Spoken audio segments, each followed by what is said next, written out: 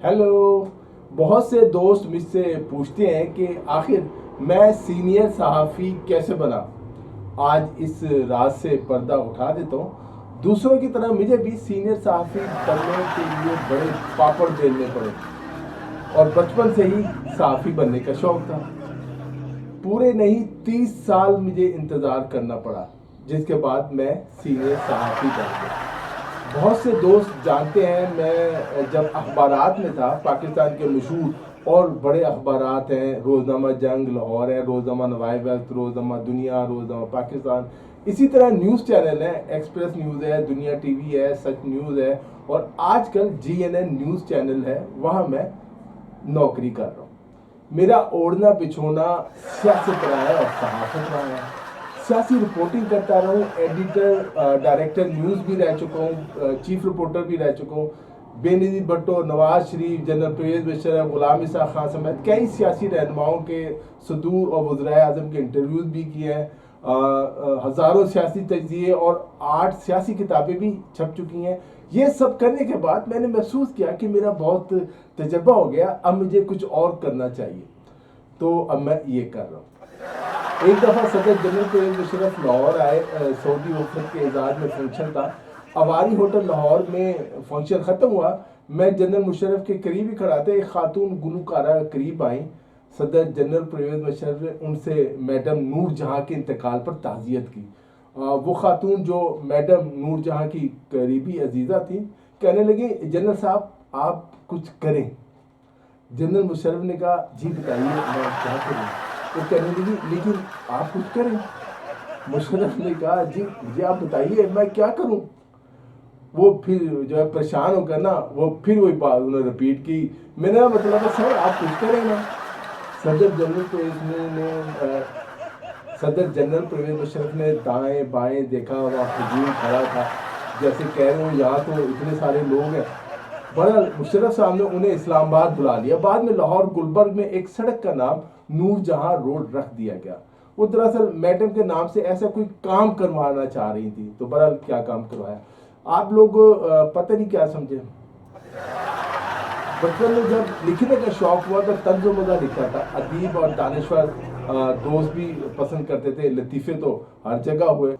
पाकिस्तान के क़याम के 50 साल हुए तो वाघा बॉर्डर पर एक ज़बरदस्त किस्म का फंक्शन रखा, इंडिया और पाकिस्तान के बॉर्डर पर।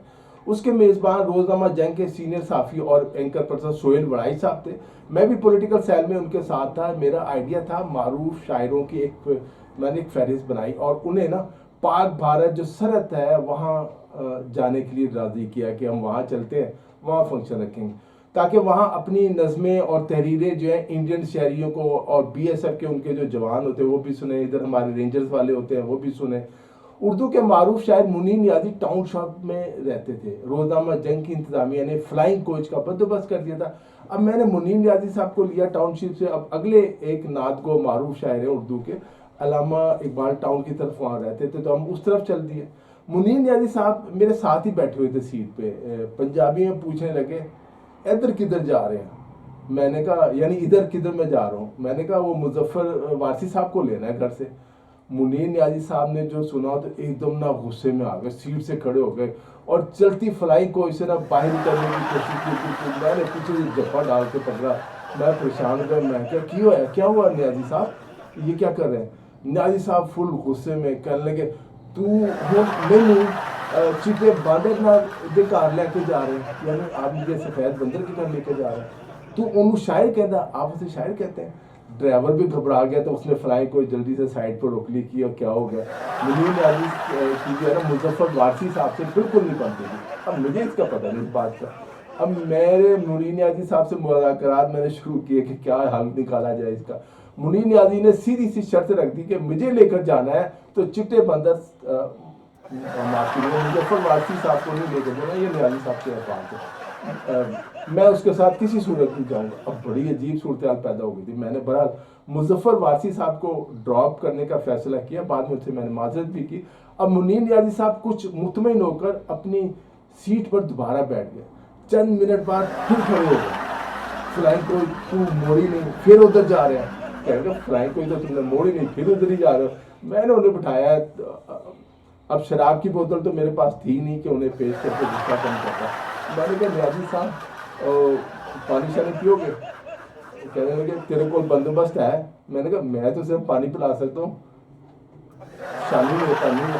میں نے منیر نیازی صاحب کو کہا کہ اردو کے افسانہ نگار انتظار حسین صاحب ہیں, ان کو لینا ہے جیل روڈ سے, ان کے ساتھ تو آپ کو کوئی مسئلہ نہیں ہے. کہنے لگے یار اردو لکھنوی بولتا ہے, لکھنوی اردو بولتا ہے, افسانے اردو کے اچھے لکھتا ہے, چلو اسے لے لو. غازی صاحب نے اجازت دی تو انتظار حسین صاحب کو لینے کے لیے ان کے ہم گھر چلے گئے. اسی طرح ایک شاعرہ تھیں, انہیں لیا. اب ایک دن کیا ہوا, یہ واقعہ ہو گیا, بڑا فنکشن بڑا اچھا ہوا. اب ایک علیحدہ واقعہ ہے, میں وہ سناتا ہوں. میں منیر نیازی صاحب سے ملنے ان کے گھر جا رہا تھا ایک دن. اس وقت موبائل فون عام تو تھے نہیں, کسی کسی کے پاس ہوتے تھے. میں نے آفس سے نا لینڈ لائن سے فون کر کے پوچھا کہ گھر پہ ہی ہے تو میں آ جاؤں, گھر ہو تو میں آ جاؤں. ساتھ انہوں نے فرمائش کی, کہتے ہاں میں گھر ہوں, آتے ہوئے نا مادر ٹاؤن کے سموسے لیتا ہوں.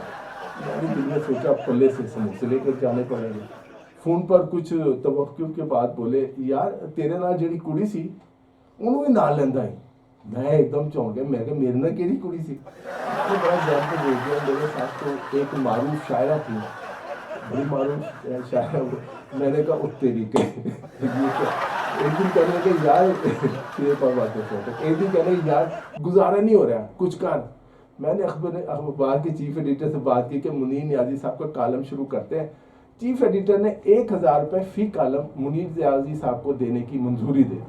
میں یہ جو گڈ نیوز ہے لے کر نا منیر نیازی صاحب کے گھر پہنچا. میں نے بتایا کہ ایک کالم کے 1000 روپے ملیں گے.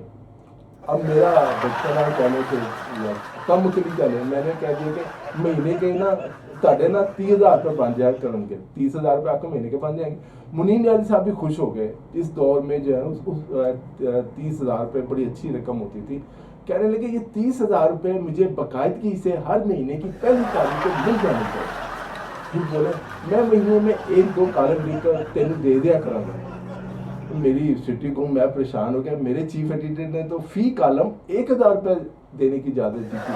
میں نے کہا منیر نیازی صاحب آپ کو 30 کالم لکھنے ہوں گے. ناراض ہو گئے, کہنے لگے مجھے 30,000 روپے دینے ہوں, باقی 28 کالم تو آپ لکھنے, تم خود 28 کالم لکھ لینا, میں نے 1-2 کالم نہیں آپ کو نہیں میں دینا. میں بڑی مشکل سے, میں نے کہا میں کس عذاب میں پھنس دوں, بڑی مشکل سے جام بچائی.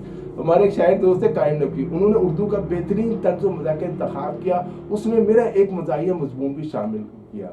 اور جب میں کتاب دینے میرے پاس آئے تو میں نے ہمت کر کے کتاب دیکھی, بڑی خوبصورت چھپی.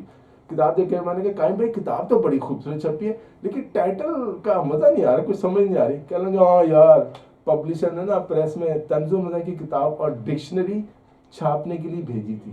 پریس والا ان پڑھ تھا, اس نے ڈکشنری کا ٹائٹل طنز و مزاح کی کتاب پر لگا دیا اور طنز و مزاح کی کتاب کا ٹائٹل ڈکشنری پر چھاپ دیا. تو طنز و مزاح میں اکثر ایسا بھی ہو جاتا ہے.